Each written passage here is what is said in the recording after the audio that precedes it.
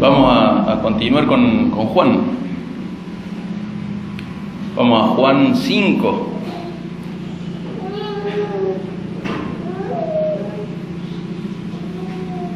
Sabíamos que Jesús sanaba a un paralítico el día de reposo y que esa sanidad lo llevaba a un juicio informal a Jesús.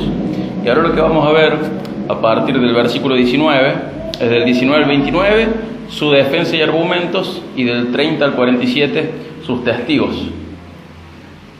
Vamos con la primera parte del 19 en adelante. Dice: por eso Jesús les decía: en verdad les digo que el Hijo no puede hacer nada por su cuenta, sino lo que ve hacer al Padre. Porque todo lo que hace el Padre, eso también hace el Hijo, y de igual manera, pues el Padre ama al Hijo y le muestra todo lo que Él mismo hace. Y obras mayores que estas le mostrará, para que ustedes se queden asombrados. Porque así como el Padre levanta a los muertos y les da vida, asimismo el Hijo también da vida a los que Él quiere. Porque ni aun el Padre juzga a nadie, sino que todo juicio se le ha confiado, se le ha dado al Hijo, para que todos honren al Hijo, así como honran al Padre. El que no honra al Hijo, no honra al Padre que lo envió. En verdad les digo, el que oye mi palabra y cree al que me envió, tiene vida eterna y no viene a condenación, sino que ha pasado de muerte a vida. En verdad les digo que viene la hora, y ahora es, cuando los muertos oirán la voz de Dios, y los que oigan vivirán. Porque como el Padre tiene vida en Él mismo, así también le dio al Hijo el tener vida en Él mismo, y le dio autoridad para ejecutar juicio, porque Él es el Hijo del Hombre. No se queden asombrados de esto, porque viene la hora en que todos los que están en los sepulcros oirán su voz, y saldrán los que hicieron lo bueno a resurrección de vida, y los que practican lo malo a resurrección de juicio. Hasta acá por ahora, del 19 al 29, este pasaje es muy importante por las declaraciones que hace Jesús de sí mismo respecto a su relación con el Padre. Él plantea una relación de igualdad. Esta igualdad entre Jesús y Dios es vista de diferentes maneras, y elegí, por ejemplo, cómo la define Baxter en 7 puntos. Primero pone: es igual en obras. Fíjense el 5:19. Todo lo que el Padre hace, también lo hace igualmente el Hijo. Vemos que hay igualdad en obras.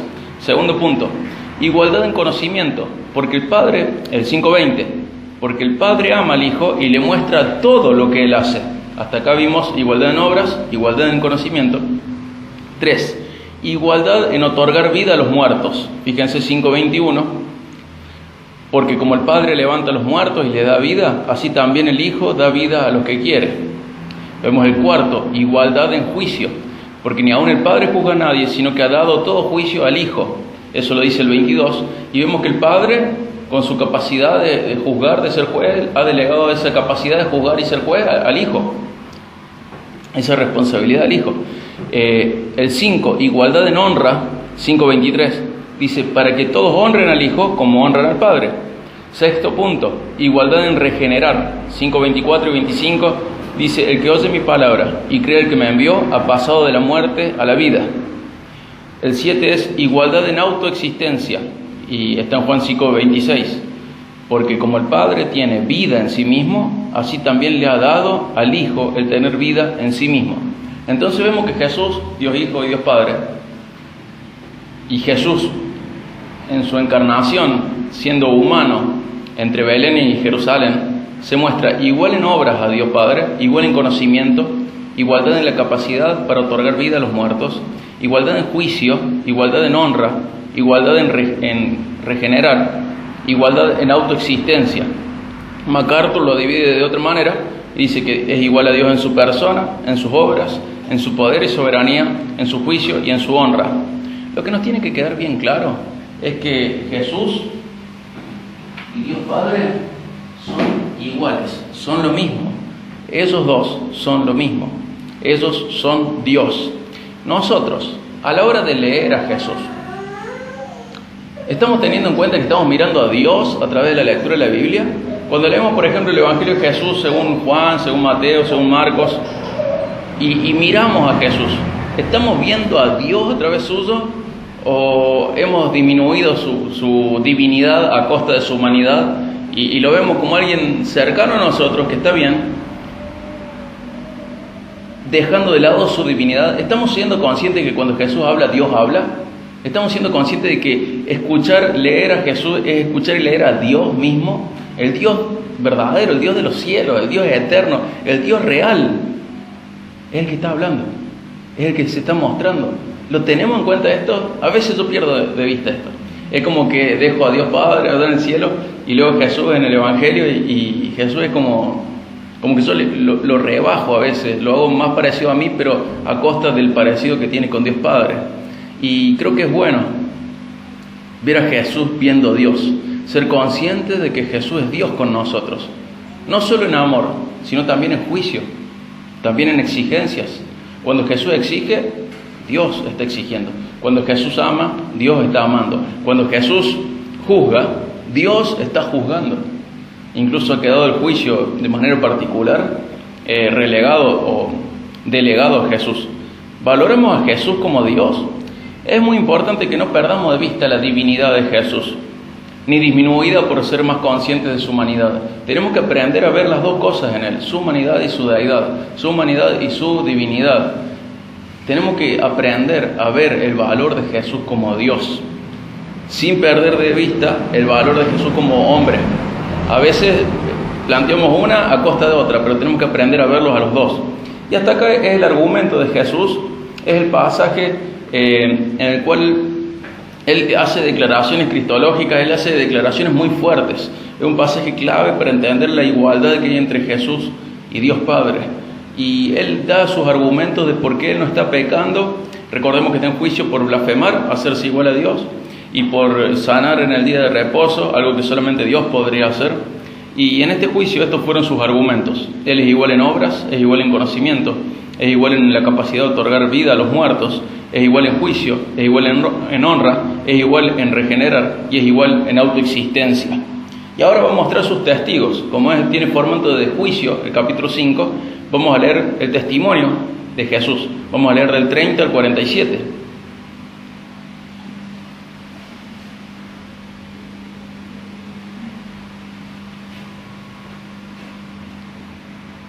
Dice: yo no puedo hacer nada por iniciativa mía, como oigo juzgo, y mi juicio es justo, porque no busco mi voluntad, sino la voluntad del que me envió. Si yo solo doy testimonio de mí mismo, mi testimonio no es verdadero. O sea, no es admisible como prueba legal. Ojo con eso, ¿no?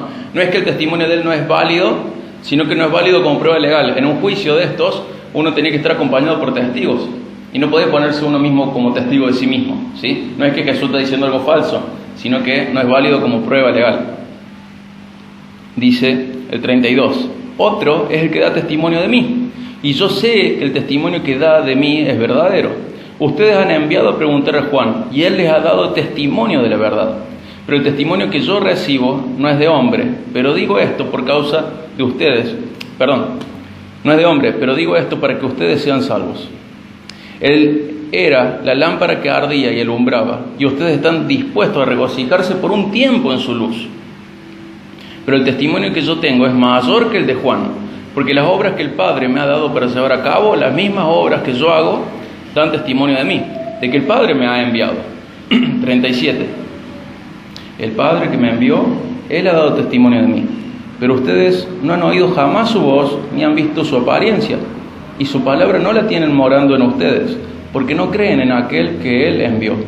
Ustedes examinan las Escrituras porque piensan tener en ellas la vida eterna, y son ellas las que dan testimonio de mí, pero ustedes no quieren venir a mí para que tengan esa vida.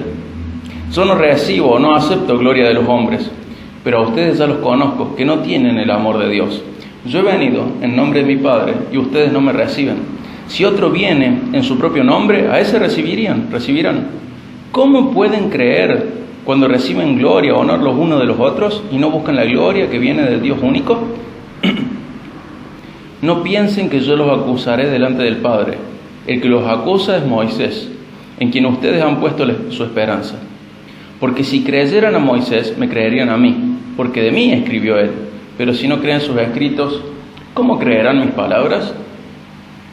Vemos que en estos últimos versículos, en estos versículos restantes del capítulo, el Señor Jesús describe testimonios que hay de su deidad, ¿sí? ¿Cuáles son esos testimonios? Del 32 al 35 tenemos el testimonio de Juan el Bautista. Pero él dice, este no es el más importante, es bueno, es importante, pero este no es el más importante. En el 5:36 se nos dice que hay otro testimonio, el testimonio de sus obras. Sus obras testifican de quién es Él, testifican de que Él es Dios. El 37 y el 38 dicen que hay un testimonio mucho más importante, el testimonio del Padre. El Padre da testimonio de que Jesús es Dios. Y del 39 al 47 habla de otro testimonio, el testimonio de las Escrituras, el testimonio de la Biblia, el testimonio del Antiguo Testamento. Ahora les hago una pregunta. Nosotros, cuando leemos la Biblia, ¿estamos buscando el testimonio de Cristo? Porque se nos hace la costumbre de buscarnos a nosotros en la Biblia.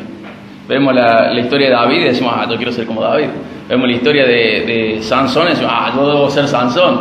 Y cada historia está señalando a Jesús. Cada historia da testimonio de Jesús, no de nosotros. Y los judíos seguían pensando que daban testimonio de sí mismos. ¿Pero de quién dan testimonio las Escrituras? De Él, de Jesús. Nosotros a la hora de leer la Biblia, ¿estamos buscando el testimonio de Cristo en los escritos de Moisés? ¿Enfatizamos nuestra búsqueda en Cristo o en nosotros?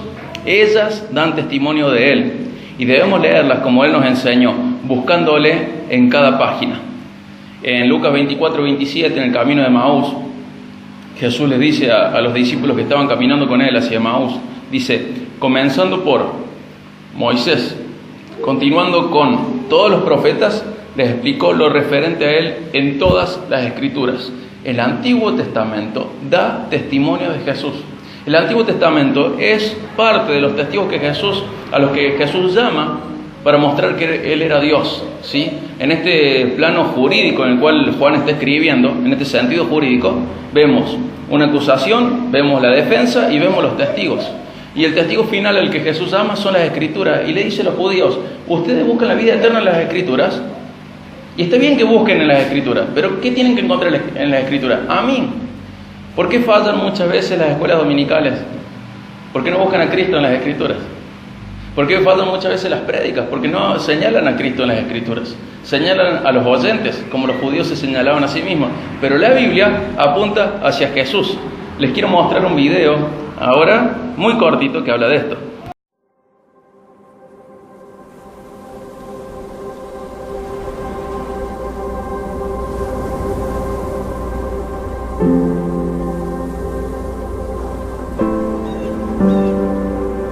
La Biblia no es una serie de historias desconectadas. Es un solo narrativo en que cada historia y cada personaje señala a una persona que es más grande. La historia de Adán y Eva no se trata solo del primer hombre y la primera mujer. Hay un mejor y verdadero Adán que pasó la prueba en el huerto y cuya obediencia se nos confiere. Hay un mejor y verdadero Abel que fue inocentemente asesinado y cuya sangre clama por nuestra absolución en vez de nuestra condenación. Hay un mejor y verdadero Abraham, quien contestó el llamado de Dios para dejar todo lo cómodo y familiar y salir al vacío a crear un nuevo pueblo de Dios.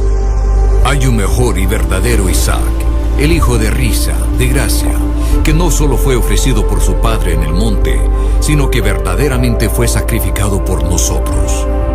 Hay un mejor y verdadero Jacob, quien luchó y recibió el golpe de justicia que nosotros merecíamos, para que al igual que Jacob, solo recibiéramos las heridas de gracia que nos despiertan y nos disciplinan. Hay un mejor y verdadero José, quien a la diestra del rey perdona a los que le traicionaron y vendieron, y que usa su nuevo poder para salvarlos. Hay un mejor y verdadero Moisés, quien se pone en la brecha entre el pueblo y el Señor y es mediador de un nuevo pacto. Hay una mejor y verdadera peña de Moisés, la cual al golpearla con la vara de la justicia de Dios, ahora nos brinda agua en el desierto. Hay un mejor y verdadero Job, quien de veras sufrió inocentemente para después interceder por y salvar a sus amigos insensatos. Hay un mejor y verdadero David, cuya victoria se convierte en la victoria del pueblo, aunque ellos mismos ni siquiera levantaron una piedra. Hay una mejor y verdadera Esther, quien no solo arriesgó perder un palacio terrenal, sino que perdió su gran palacio celestial. No solo arriesgó su vida, sino que la entregó para salvar a su pueblo. Hay un mejor y verdadero Jonás, arrojado a la tempestad por el rescate de muchos. Hay un mejor y verdadero Cordero Pascual, inocente, perfecto, indefenso, inmolado para que pasara de largo el ángel de la muerte. Él es el verdadero templo, el verdadero profeta, sacerdote y rey, el verdadero cordero y sacrificio, la luz verdadera y el pan verdadero. La Biblia no es una serie de historias desconectadas, es un solo narrativo que nos señala a una persona, a Jesús.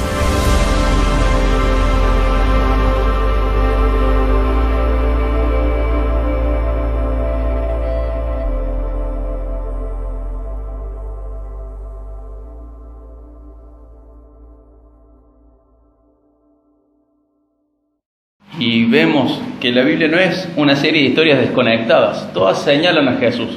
No todas tipifican a Jesús, pero todas dan testimonio de Jesús y señalan hacia Él. Todas las historias de la Biblia señalan, por contraste o por similitud, hacia Jesús.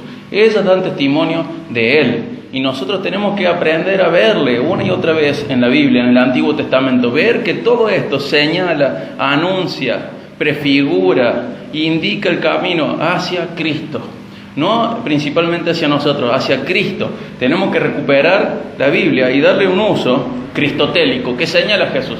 No tan enfático o no enfatizado solo en la moral. No enseñar la Biblia de manera que parezcan historias con moraleja. Enseñar la Biblia buscando la enseñanza moral, pero buscando lo más importante, el testimonio hacia Cristo. Dice la Biblia que Él ascendió a los cielos, pero no nos abandonó.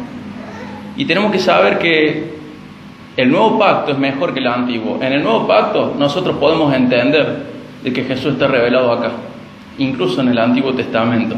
En el viejo pacto ellos no podían ver esto. Ahora sí sabemos nosotros que Jesús está revelado en toda la Biblia. Está en la Biblia y está en nuestros corazones también a través del Espíritu Santo. Podemos buscarle y encontrarle en la Biblia en oración. Vayamos al encuentro de Jesús en la Biblia, vayamos al encuentro de Jesús en los devocionales, vayamos al encuentro de Jesús en nuestra lectura del Antiguo y del Nuevo Testamento, vayamos al encuentro de Dios, porque encontrándonos con Jesús nos encontramos con Dios. Y para finalizar quiero leer de nuevo el versículo 24, Juan 5, 24.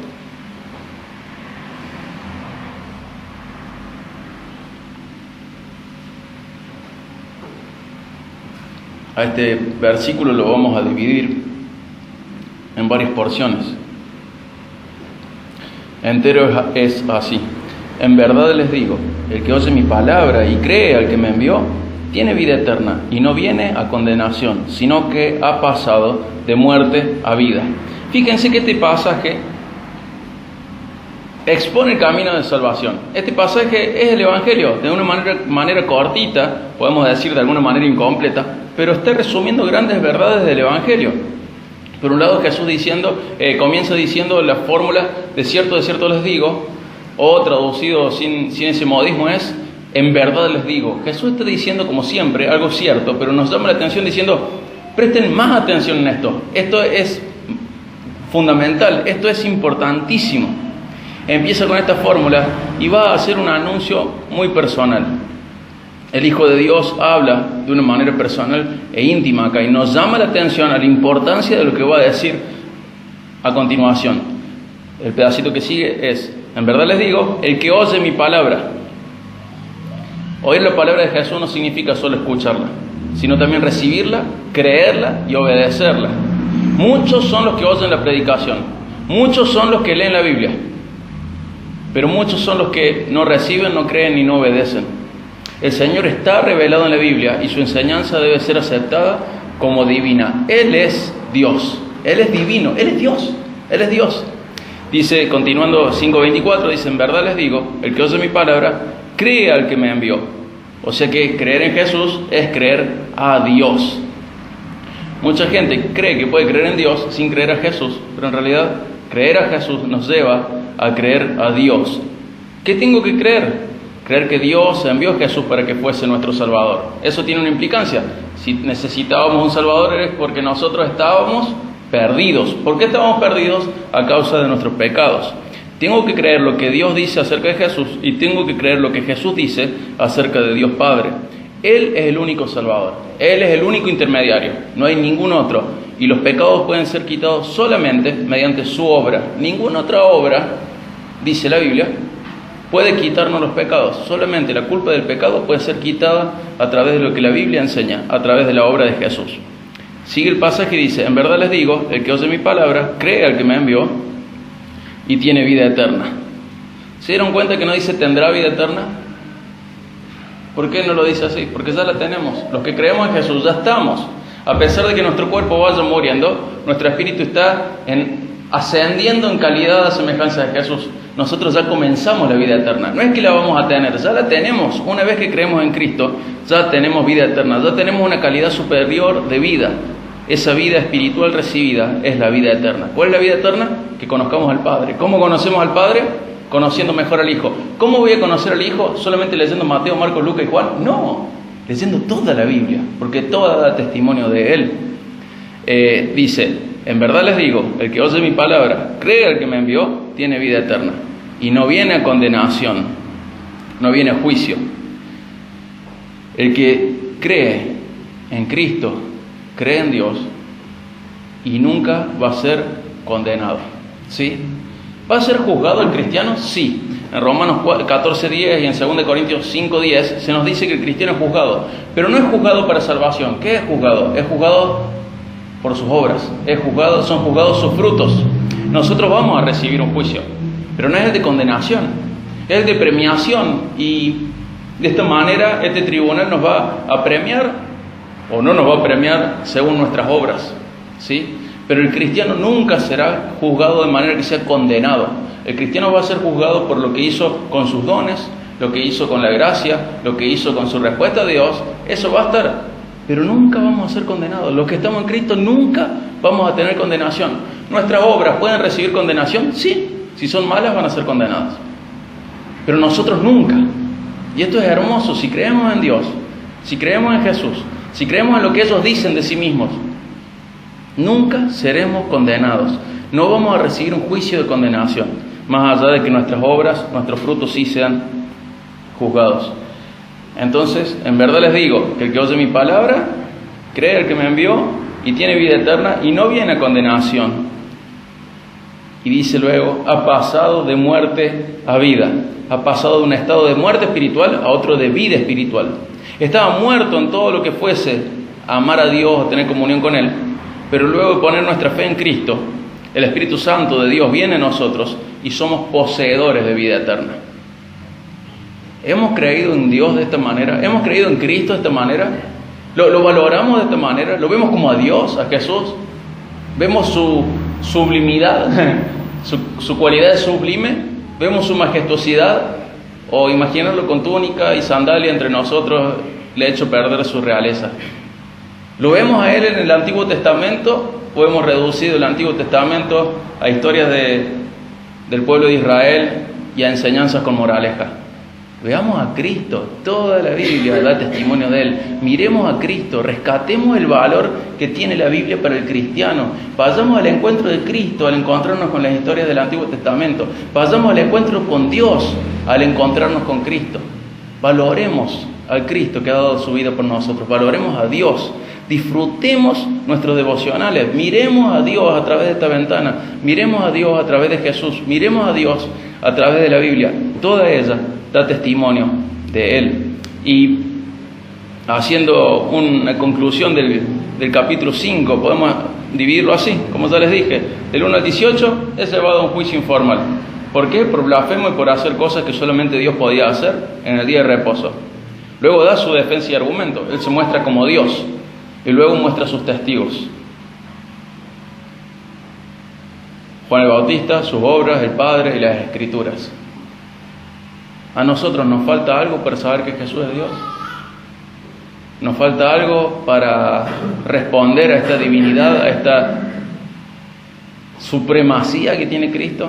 Nuestra respuesta debería ser conforme a nuestro entendimiento. Cristo es nuestro Rey. Cristo es el Rey de Reyes.